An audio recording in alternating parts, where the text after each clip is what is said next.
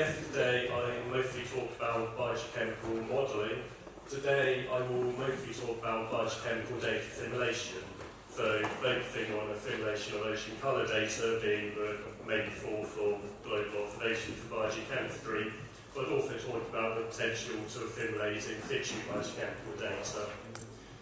I'll also talk a little bit about physics data assimilation, coming back to something that Andre said actually way back in day one. He made a comment about how biogeochemical models can be very sensitive to physics, so you need to be careful when doing data assimilation, and so someone will give an update on that. So I'll give an update and show exactly what it was he was referring to. And then briefly at the end, I will try and get in on the coupling action and talk about potential feedback from biology to physics. First of all, biogeochemical data assimilation, so as we've heard, can be used as data estimation or for parameter estimation. Even people was talking yesterday about how if data assimilation has not really been applied for parameter estimation for physical ocean models. However, for biogeochemistry, the opposite is the case, and it's been quite extensively applied, much more so than for data estimation. And so, biogeochemical models typically have a lot of parameters which we only know within a certain range from observation, so we want to estimate, optimize, tune them, depending which word you put. For instance, growth rate for phytoplankton. And this is normally done in advance, so as a tuning exercise before you run your model, and normally in either a 0D or a 1D model, in part that's due to data availability, so you want to have a series of different variables that are being measured in one place, so you can only really do this at select time series stations, and also it's quite an expensive thing to do, and we can't really afford to do it in 3D. And normally you use a variational method and iterate to try and find the parameter values that allow the model to best match your given set of observations. And since it's kind of done in advance rather than typically as part of the operational forecasting and reanalysis systems we use in a Godae context, I'm not going to talk any further about it today. But if you're interested, there was a very comprehensive review published in Biogeosciences by Chateau at Amala this year, and I would recommend reading that. So then, data estimation, which is what we've mostly been hearing about, trying to estimate the initial conditions for a forecast or for reanalysis. And so, like I said, we mostly use ocean colour data for this for biogeochemistry because it's the only really real source of regular global observations, and the most commonly used product on this is chlorophyll, of course. In terms of how much data you get, it depends how many satellites happen to be flying, but if you've got 3 flying at one time, the daily coverage is actually pretty good.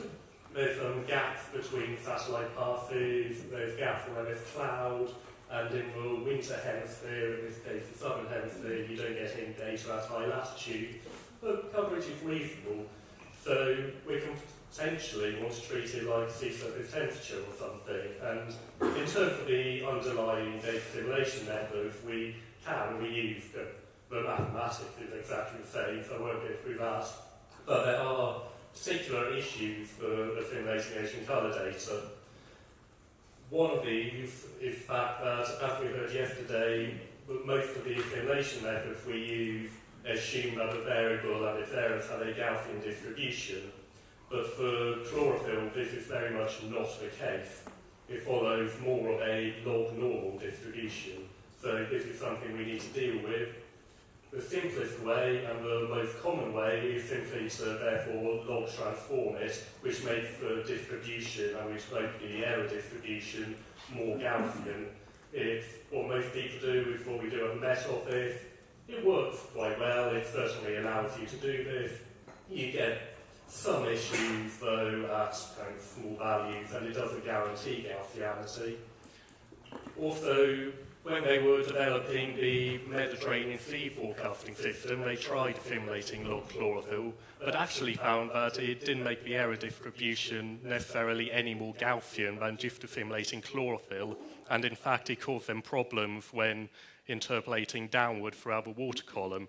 So their approach, acknowledging it's not perfect, was just plain assimilate chlorophyll rather than log chlorophyll, which works better for them.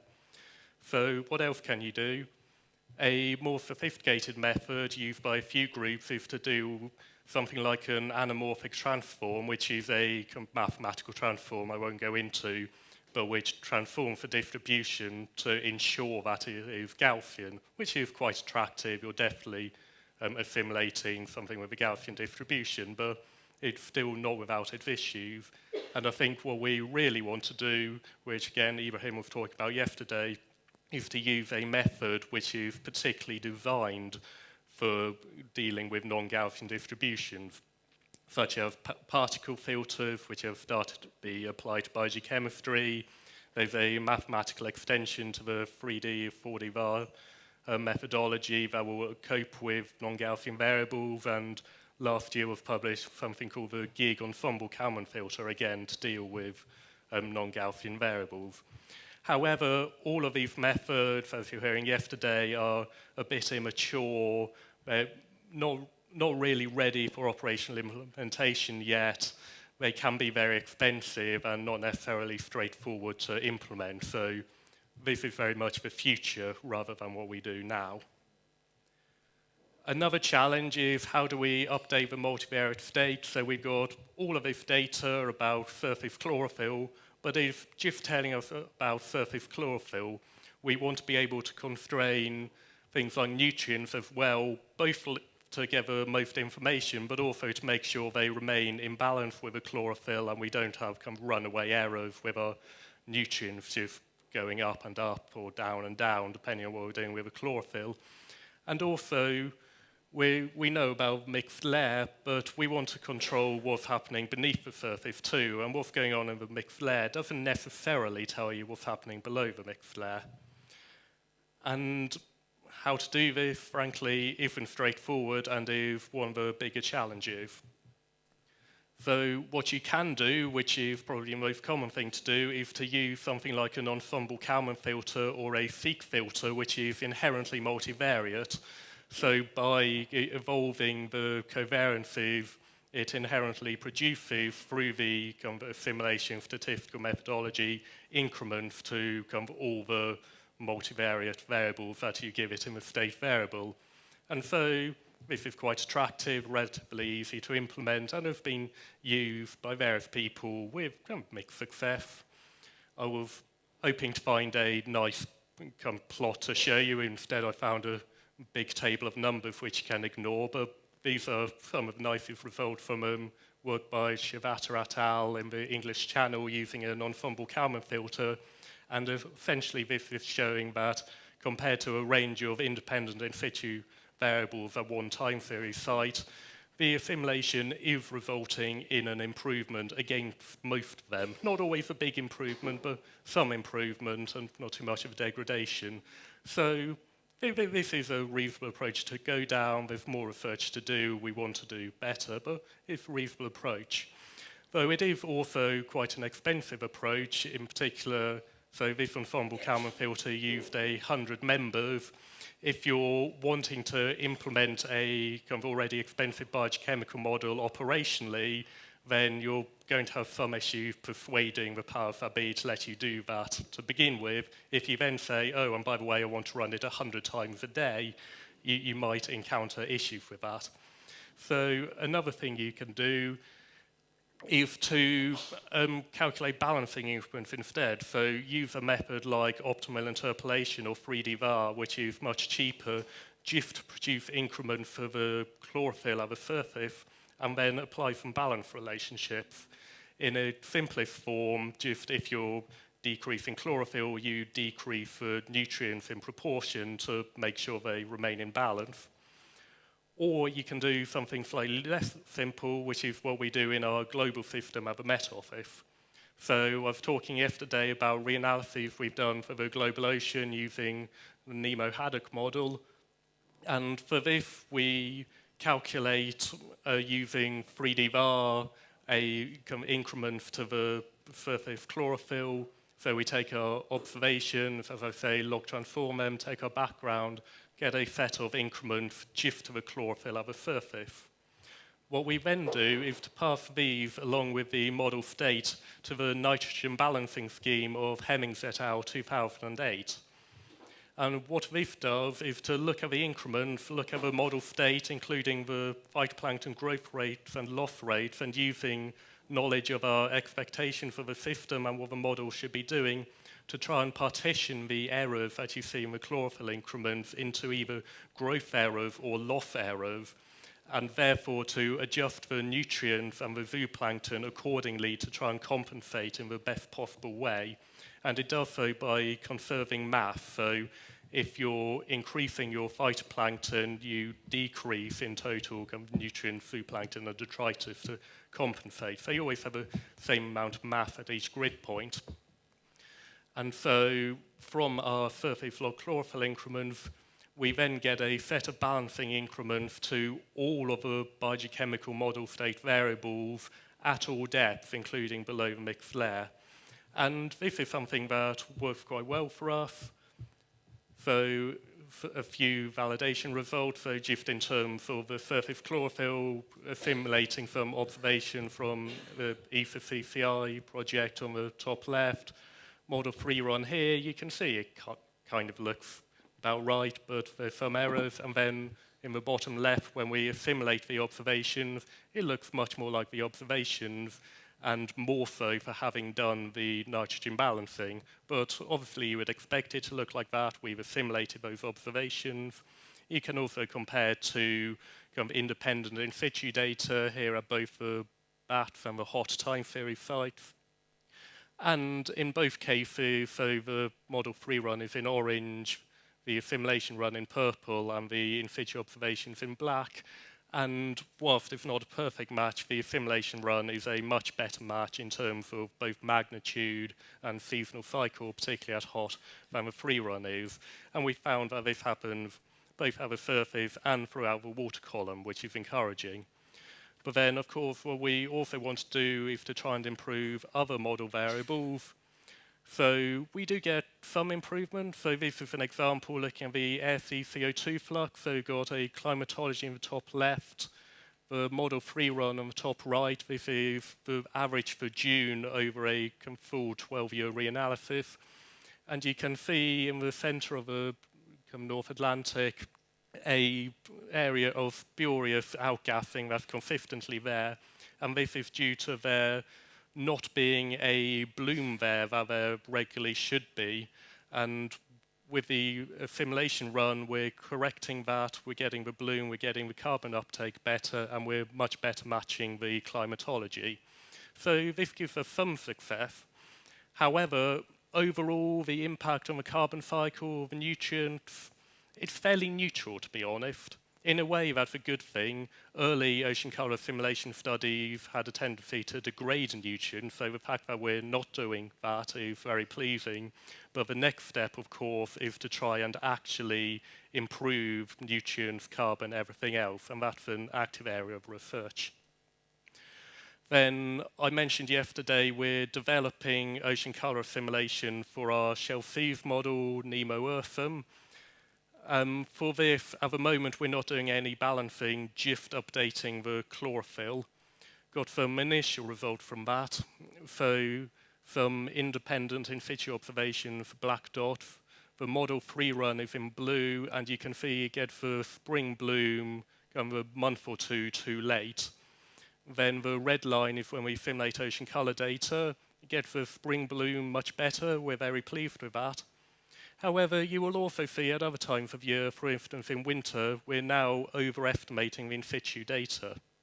And one of the reasons for this is that the ocean color data is overestimating the in situ data. This particular point is a coastal point with a lot of sediment, a lot of CDOM, so a lot going on, and it's very difficult to get ocean color chlorophyll for. The ocean color chlorophyll has been processed for case 2 waters, but that's still very challenging, and there's quite large errors in that. And so when you're trying to assimilate observations with quite large errors into a model with quite large errors, it can be a challenge. And what you would like to do, therefore, is to try and minimize the errors in one or both. And we can potentially try and minimize the errors in the observations by assimilating other ocean color products. So John mentioned the other day he thought that biooptical assimilation might be the way to go. So if you remember from the ocean color lecture, what ocean color satellites measure is the radiance leaving the top of the atmosphere. You then correct for the atmospheric component of that and get the remote sensing reflectances, which is what's leaving the water. And from that, you can derive apparent optical properties, inherent optical properties, as well as chlorophyll. And the optical properties and the remote sensing reflectances have much lower errors than chlorophyll does, so around 5% for those things compared to 30% or more for chlorophyll. So it's quite an attractive idea to try and assimilate one of these products. And there are 3 studies I'm aware of that have done this. So optical properties have been assimilated by Schulman et al. In 2013, by Chivata et al. In 2014, and then the actual remote sensing reflectances have been assimilated by Jones et al. Last year for the Great Barrier Reef. And all of these studies found benefits in assimilating biooptical data over assimilating chlorophyll data because there's lower errors and it can better describe the ecosystem in a complex case-2 water. So this is probably the route that we're wanting to go down, at least for coastal assimilation. But there are still challenges with this. So, for instance, you get remote sensing reflectances at a series of wavelengths, of course. This study only assimilated them at 1 wavelength. That's because if you want to assimilate all the different wavelengths, you really can't get away with the standard assumption that your observation errors are uncorrelated, because they are very strongly correlated. And so that's something that has yet to be tackled, though I believe this group are working on that. Then also, assimilating biooptical data relies on your biogeochemical model having a pretty good sophisticated optical model within it, which a lot of biogeochemical models don't. It is probably quite a good thing to have in it if you're simulating your coastal ecosystem with sediment, CDOM, you want to have that. But if you've got a relatively simple biogeochemical model and you're mostly focusing on case 1 waters, where there's just chlorophyll is the main component, putting in a complex optical model is probably quite low down your priority list. But there is something else you can do, which is to try and go the other way up the ocean color processing chain.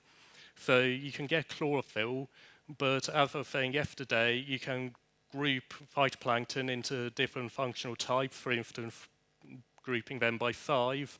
You can do this for the model, you can do it for in situ observations. You can also do it from satellite data based on relationships between expected size class and chlorophyll or different wavelengths. There's various different methods, and the errors are obviously slightly larger than chlorophyll, but you get more information that might be more applicable to your model. And various people are starting to produce these products. Bob Bruin at Plymouth Marine Laboratory has been particularly active in this, and he has produced estimates of phytoplankton functional types for the Northwest European shelf seas that exactly match what the Earther model is simulating. And so, as a collaboration between Plymouth Marine Lab and the Met Office, we're trying to assimilate these into the NEMO-Earther model. So these are some very initial results given to me by Joseph Gakala at Plymouth Marine Lab. So attempting to model compare the model against the diatom from the ocean color data. So we have here, so bias along the x-axis, absolute error of the y-axis, so a perfect model would plot here in the middle of the x-axis. The free run with no data assimilation, the error plots here. When you assimilate just the total chlorophyll, that's the green line here, and that should be pointing up here. So that's the analysis in a 1-day forecast, 2-day, 3-day, 4-day, and 5-day forecast. And you can see even 5-day forecast is beating the 3 run, which is pretty good. And then when you assimilate the chlorophyll split into PFTs, you do even better again. So that's the analysis up to a 5-day forecast. So these are very initial results, but it does indicate that if you're not assimilating biooptical data, assimilating plankton functional type data may still be a better way to go than assimilating chlorophyll data. And it's something we also plan to look at in the Medusa model, splitting into diatoms and non-diatoms, see what impact that has on carbon export. Okay, so that's ocean color data. We've also heard a lot this week about in situ biogeochemical data and how we might want to assimilate that. So it's something we've started to have met office for PCO2, so a study by Weil et al. In 2012. Sort of similar to what we do for chlorophyll. So we just produce a set of surface PCO2 increments using 3D VAR. However, PCO2 is not a state variable in the model, so what we want to update is DIC and alkalinity, which are the state variables. So we just calculate the smallest change we can make to each of those to produce the required PCO2, and then update those increments. And in a test study, that works quite well, and we're starting to apply it to wider data from the FOCAT database. However, this is still only the surface and the carbon cycle, not the ecosystem. What we might want to do is try and assimilate nutrients. So there was a study a few years back by Jan Ormeyer and colleagues, including Jacques on it, and this assimilated a nutrient climatology into a model of the North Atlantic. And it was assimilating a climatology rather than observations, but it gave a demonstration of the impact we might expect if we had plenty of nutrient observations to assimilate. So some results from that, the nutrient climatology from top left, model 3 run, looks similar, but not quite the same. Then when we simulate the nutrient climatology, it matches climatology much better, as you would hope, because we are assimilating it. But if you then look at chlorophyll, which was not assimilated, you see the same thing. When you assimilate the nutrient climatology, it's a much better match for the satellite data than the Model 3 run does. So this is a demonstration that if we had plenty of nutrient data, it would be a very powerful tool to assimilate it to improve our biogeochemical models. The problem at the moment is that we just don't have enough nutrient data or data for rest of the ecosystem. This is potentially changing. You've heard about biogeochemical Argo. So this is a snapshot as of last month, how many biogeochemical Argo floats are in the water. There are currently 286, of which 86 are providing nitrate data. So whilst the situation is improving, we're still not exactly flooded with data. But hopefully that will start to improve over the years, and we're starting to build up to try and assimilate this. So a few studies have assimilated in situ data, but so far it's mostly been in 1D, where you've got actual in situ time series sites such as BATS and other places in Mediterranean, for instance, with lots of data, or just individual research cruises, not really for operational reanalysis purposes. But I know that it's being developed for the Mediterranean Sea forecasting system within CMEMS. That's not yet operational or published, but I've seen some initial results which are quite promising. At the Met Office and also at Grenoble, it's being developed for various reasons, but including for use in a project called Atlantos, which is looking at the Atlantic observing system. And we're attempting to do what I think Johanna said yesterday couldn't be done for 3D biogeochemistry, which is to run observing system simulation experiments to try and get an idea of how many biogeochemical Argo flows we might need to constrain our models. And possibly others are working on it. Certainly in the future, other groups will definitely be working on this. But challenges remain, so as you see, data is sparse and will remain sparse for some while yet. And so Keith Haynes talked last week about the challenges of simulating temperature and salinity from the 1950s. I think we're almost approaching that kind of level of observations now with biogeochemistry. So we can probably learn from approaches such as trying to use EOF to assimilate this data to maximum effect.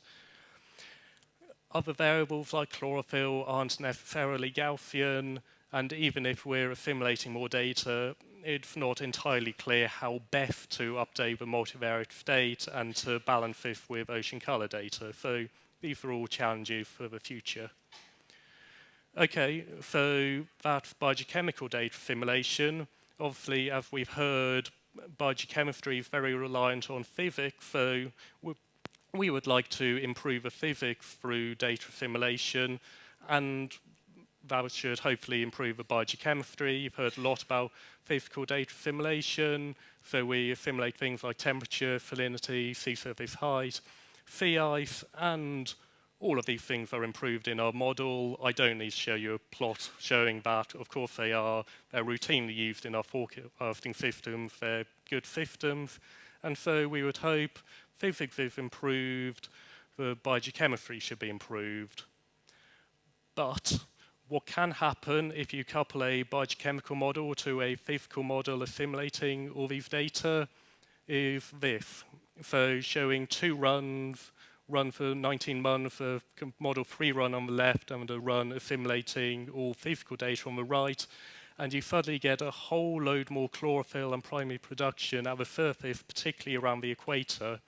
Haven't got any observations on there, but the 3 run definitely looks more like the observations, and this does. This is not right. And similarly with PCO2, we get a whole load of PCO2 at the surface, and a whole load of nutrients at the surface too. And if you look at the subsurface structure, a cross-section along the equator, you can see nutrients are being mixed up right through the water column into the mixed layer where they shouldn't be. It should look much more like the free run, and that's happening with carbon too. And these are all plots from the Met Office system, but this is not an issue unique to the Met Office. It affects the whole community, in particular anyone running a global model with an equator in. This mostly happens around the equator, but it has been seen in regional models too. The blame is normally put on vertical velocities. So when you assimilate the data, you look at the vertical velocity fields, they're suddenly much larger, much noisier, which is resulting in more vertical mixing. And so, okay. So that's a plot again of nitrate. So obviously in a biogeochemical model, we have physical transport, advection, diffusion of the passive tracer plus the biology. We can take out the biology. So I did 2 equivalent runs initialized from the same nutrients, but shifting the advection and diffusion purely physics. So compare the free run on the bottom left to the top, you can see there's more of a passive tracer at the surface because it's not being used up by the biology. But if you compare the pattern to the assimilation run, it looks exactly the same. So we can really characterize this as a physical issue rather than a biogeochemical issue. And hopefully this will work. No, it won't. Okay, never mind. But you can animate through the differences, and you can see that by the end of 19 months, the difference in passive tracer between the assimilation run and the free run, you get something looking like this at the surface and this along the equator. So what happens is that at the beginning, you get a large increase almost immediately in places like the North Atlantic and Southern Ocean, and that then remains constant. So what seems to be happening there is that the data simulation is increasing the mixed layer depth, but we're not changing the nutrients to compensate, so we're suddenly getting a load of nutrients in the mixed layer. This can be accounted for by making change to the nutrients to ensure it's consistent with the physics. However, around the equator, something different is happening. The mixed layer is actually being shallowed, but we're continually getting a source of nutrients into the mixed layer. And we can separate this into the different advection and diffusion components from a free run on the top and the assimilation run on the bottom. And we can see an impact of the assimilation on all the different advection and diffusion components. So it's affecting kind of all parts of the physical transport, which makes it a potentially quite difficult problem to solve.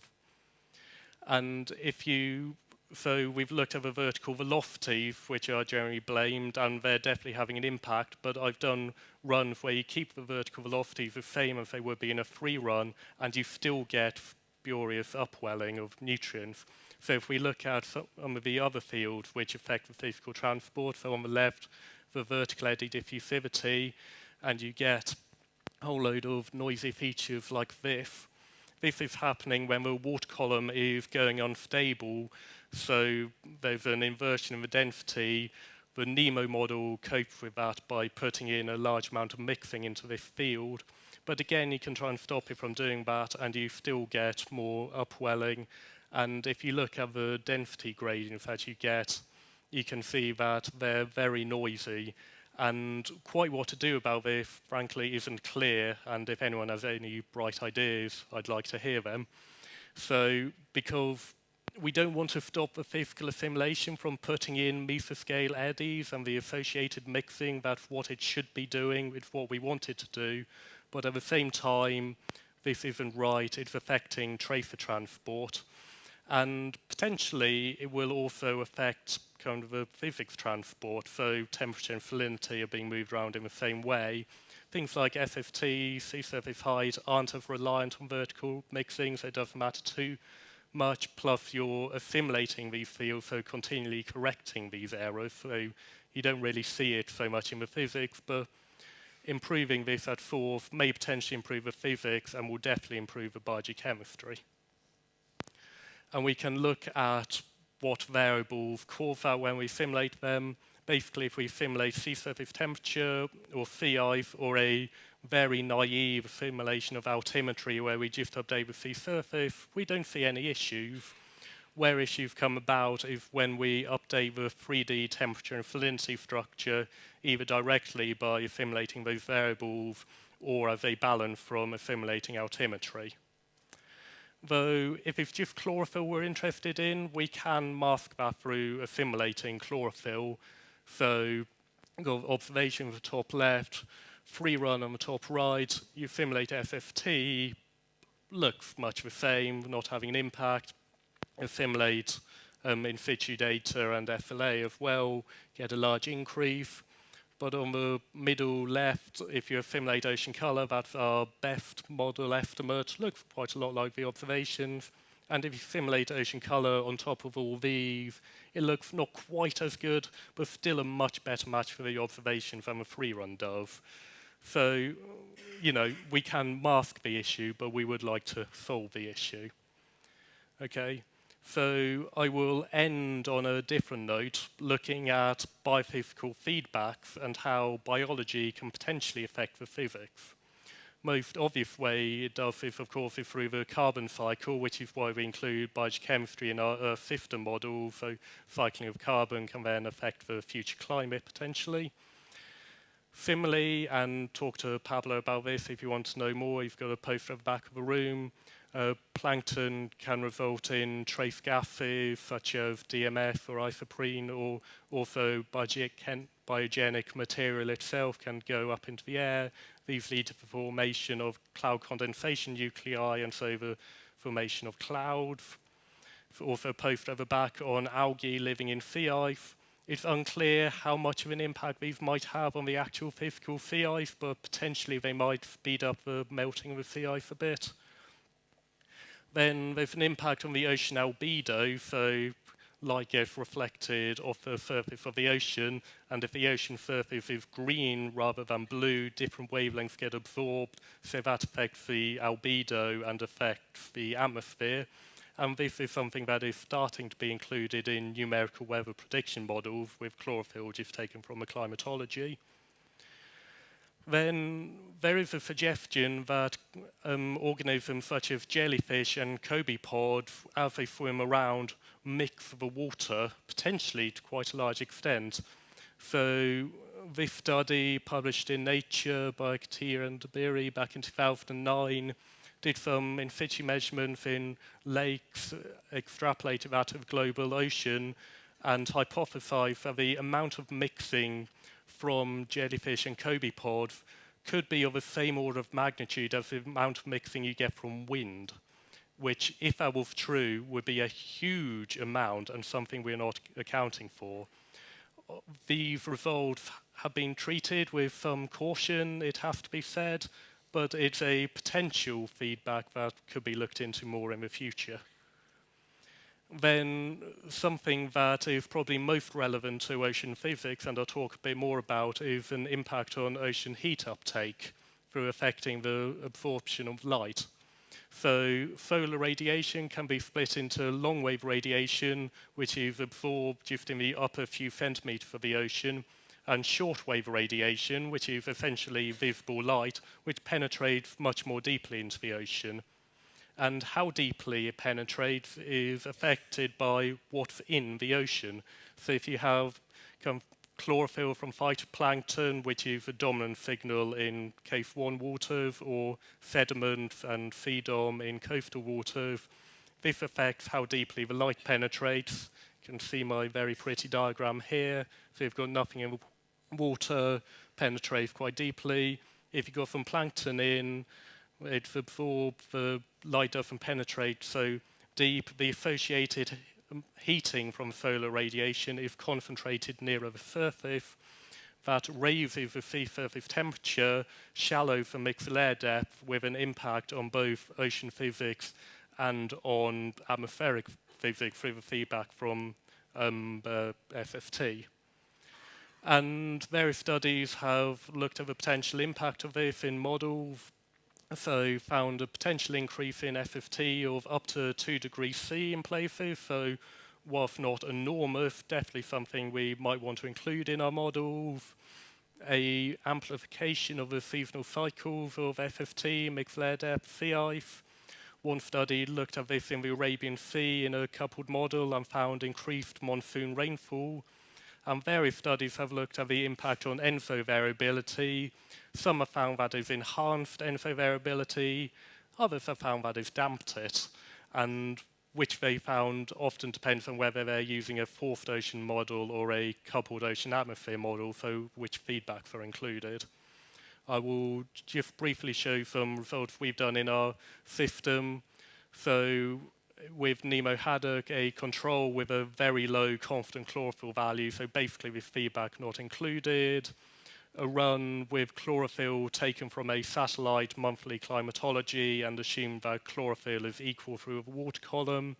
Then taking it from the HadOCC model, which has assimilated satellite chlorophyll, so it should have a reasonable estimate of chlorophyll, taking it from the surface and propagating through the water column, or taking the full 3D chlorophyll from HadOCC.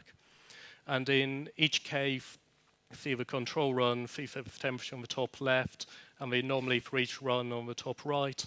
And in all cases, extremely similar, you get a small increase in sea surface temperature, so up to about 0.1, 0.2 of a degree over a 3-year average here.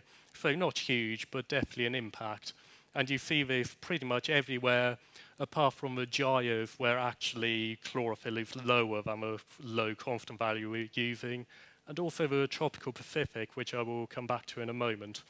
But you also see an increase in sea surface temperature, and correspondingly a decrease in subsurface temperature as well, potentially of larger magnitude.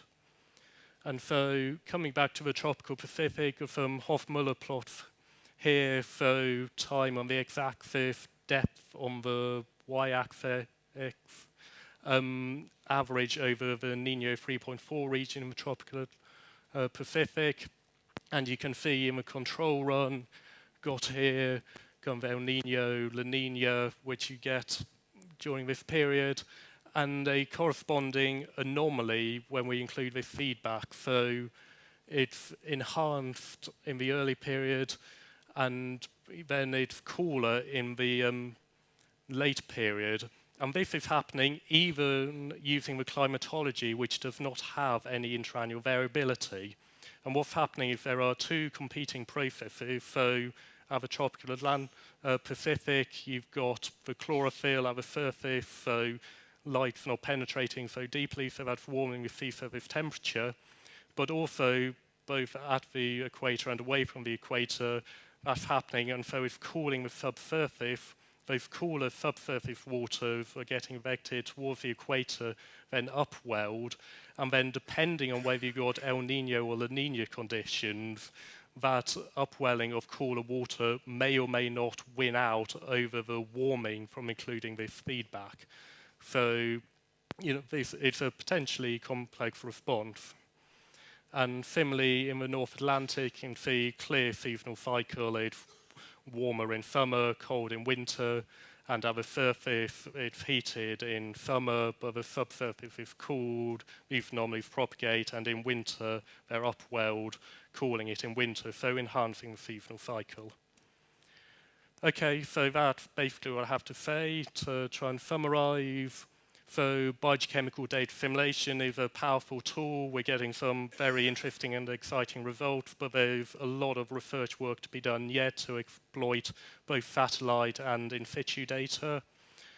Physical assimilation obviously is a powerful tool, but not necessarily without issue. We need to pay attention to what it's doing and things like vertical mixing, not just on temperature salinity. And physical biogeochemical coupling can be two-way, so physicists aren't going to be able to ignore completely biologists forever.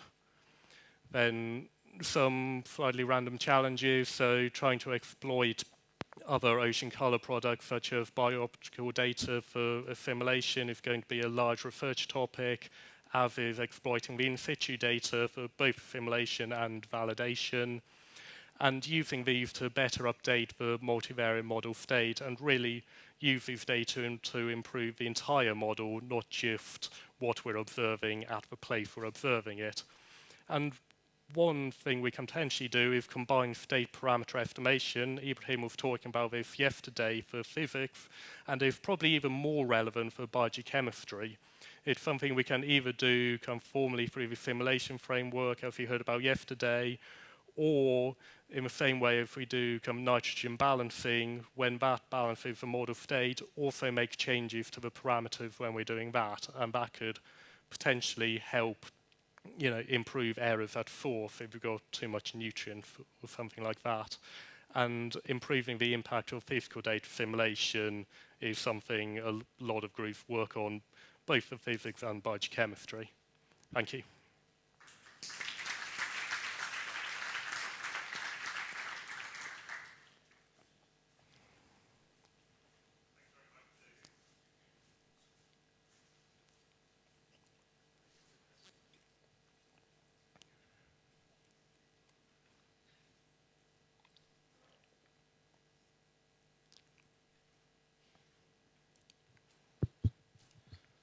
Thanks very much.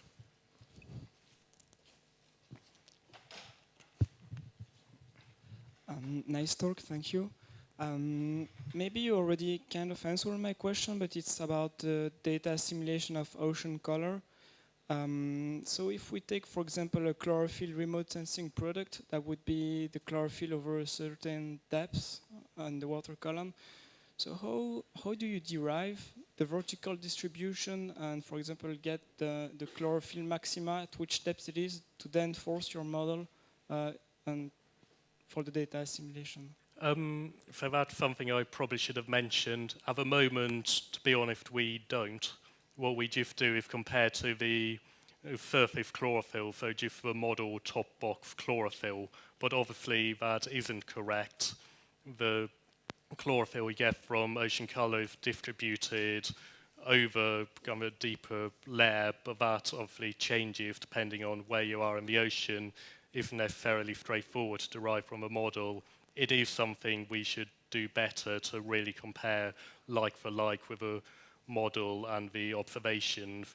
And it's also one of the reasons for trying to simulate the biooptical data instead, because then you get exactly like for like with chlorophyll. There is a bit of a mismatch. How big of an impact it has, I couldn't say. In terms of deep chlorophyll maximum, we don't get that promotion color, so we're not including it. But I have looked at deep chlorophyll maximum when we've assimilated chlorophyll, and actually assimilating with chlorophyll improve how often we get a deep chlorophyll maximum and where in the water column it is. So we are getting an improvement even if we're not explicitly considering that. Right, and so out of curiosity, how thick is your top layer? 1 meter. All right. But we've previously run it for a model with a 10-meter top layer, and to be honest, the results weren't all that different. Yeah, thank you. Thank you very much. Any other question?